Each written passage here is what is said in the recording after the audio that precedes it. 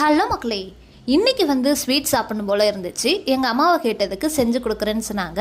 சரி, கடைக்கு போய் தேவையான திங்ஸ்லாம் வாங்கிட்டு வந்துட்டோங்க. இந்த ஸ்வீட்டை நாங்கள் தீபாவளி டைமில் மட்டும்தாங்க செய்வோம். இதுக்கு பேர் சுயமுருண்டை, நாங்கள் அப்படி தான் சொல்லுவோம். இந்த ஸ்வீட்டை எப்படி செய்யுதுன்னு பார்க்கலாமா? அதுக்கு ஃபஸ்ட்டு ஒரு கிளாஸ் ஃபுல்லாக கடலைப்பருப்பு, 2 கிளாஸ் தண்ணி குக்கரில் போட்டு நல்லா 5-6 விசில் வர வரைக்கும் வேக விடணுங்க. இதை எல்லாத்தையுமே என் தங்கச்சி தான் செய்வேன்னு சொன்னனால அவளையே செய்ய விட்டுட்டோம். அவளே வாய்ஸ் ஓவர்லாம் கொடுத்துட்டு இருந்தா ஆக்சுவலாக வீடியோவில். பட் அதெல்லாம் போட்டால் காமெடியாக இருக்குன்றதுனால அதை போடலை. குக்கர் நல்லா விசில் அடங்கினதுமே ஓப்பன் பண்ணி பருப்பு நல்லா வெந்துருச்சான்னு செக் பண்ணிக்கிட்டு இந்த சைடு மைதா மாவை ஒரு நல்ல பேஸ்ட் பதத்துக்கு கலந்து எடுத்துக்கணும். தேவையான அளவு உப்பு அதில் சேர்த்துக்கோங்க. தண்ணி ஊற்றி நல்லா பேஸ்ட் பதத்துக்கு அதை கலந்து வச்சுக்கோங்க.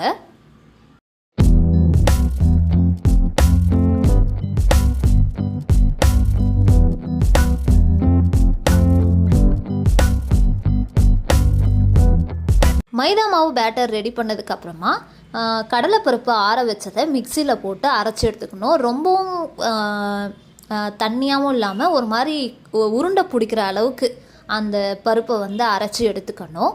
அது கூடவே பார்த்திங்கன்னா ஸ்வீட்டுக்கு வெல்லம் தான் சேர்த்துக்கணும்.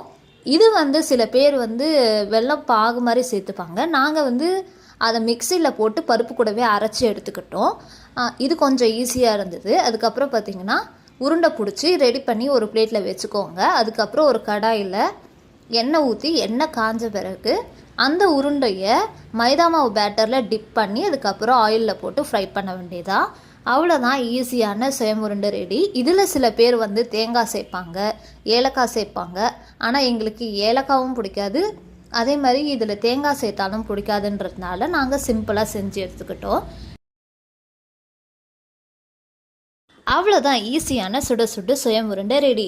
இது சிம்பிளாக தான் இருக்கும், பட் டேஸ்ட்டு சூப்பராக இருக்குங்க. இதை எங்கள் அம்மா தீபாவளி டைமில் மட்டும்தான் செய்வாங்க.